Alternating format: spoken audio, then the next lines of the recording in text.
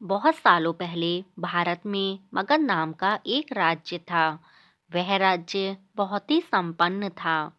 राज्य में सोनापुर नाम का एक गांव था, जहां के लोग अपना सारा काम दिन में किया करते थे और रात होते ही सारे लोग अपने घर के अंदर चले जाते और कोई भी रात के समय अपने घरों से बाहर नहीं निकलता था। लोग ऐसा एक कारण से किया करते थे, वह था डाकू अंगुलीमाल। डाकू अंगुलीमाल बहुत ही खतरनाक था, जो लोगों को लूटकर मार देता था। वह लोगों के बीच डर बनाए रखने के लिए मारे हुए व्यक्ति की उंगलियां काटकर उसकी माला बनाकर पहनता था। अंगुलीमाल मगध की एक गुफा में रहा करता था। वह जिस जंगल की गुफा में रहता था, लोग वहां से गुजरने से भी डरते थे, क्योंकि सबको उससे बहुत डर लगता था। एक दिन गौतम बुद्ध सोनापुर से गुजर रहे थे कि तभी उन्होंने लोगों को चिंतित देखा। लोग इस तरह से परेशान थे। तब गौतम बुद्ध ने उनसे पूछा, क्या बात है, आप सब इतने डरे हुए क्यों हैं? ऐसे में लोगों ने महात्मा बुद्ध के सवालों का जवाब दिया। यहाँ पर एक डाकू अंगुलीमाल का प्रकोप है। वह लोगों को लूटकर मार देता है और उनकी उंगलियों को काटकर उसकी माला बनाकर पहन लेता है। इसीलिए हमारे गांव के लोग बहुत डरे हुए रहते हैं। अब आप ही बताइए कि हम क्या करें? अच्छा, ऐसी बात है, तो फिर वह अंगुलीमाल कहाँ रहता है? महात्मा बुद्ध ने लोगों से पूछा। ऐसे में एक व्यक्ति सामने आया और महात्मा बुद्ध से बोला, वह जंगलों में रहता है। जंगल के अंदर एक गुफा है जिसमें वह रहता है।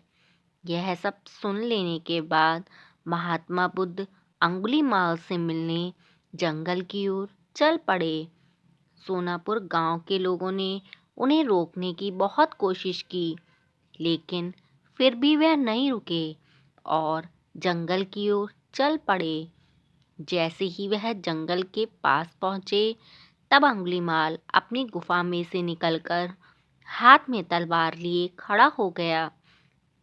बुद्ध ने अंगुलीमाल को अनदेखा किया और आगे बढ़ चले। यह देखकर अंगुलीमाल बुद्ध का पीछा करने लगा। पीछा करते करते अंगुलीमाल जोर से चिल्लाकर बोला, ए सन्यासी, रुक जा। मैं तो रुक गया, तुम कब रुकोगे? तुम अपनी यह हिंसा कब बंद करोगे? बुद्ध ने कहा। ऐसे में अंगुलीमाल क्रोधित हो गया। फिर उसने बुद्ध से कहा, सन्यासी, तू मुझे जानता नहीं है। मैं इस राज्य का सबसे शक्तिशाली मनुष्य हूँ। मैं नहीं मानता कि तुम सबसे शक्तिशाली मनुष्य हो। गौतम बुद्ध ने कहा।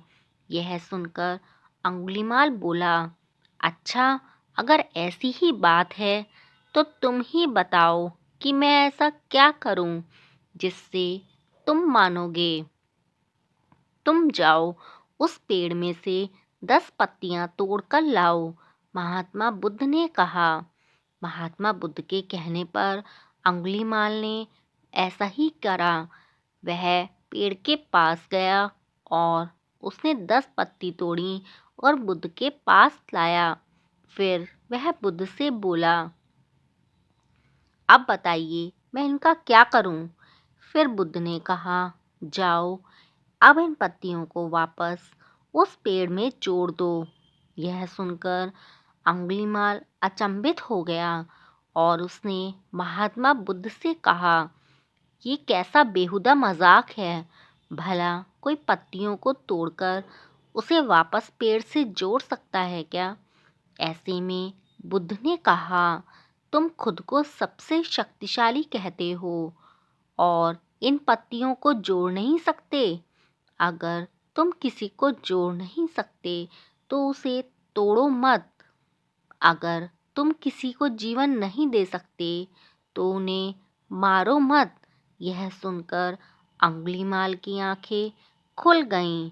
वह बुद्ध के चरणों में गिर गया और उनसे माफी मांगने लगा। इसके बाद से अंगुलीमाल ने बुरे काम करने छोड़ दिए और फिर वह महात्मा बुद्ध का शिष्य बन गया।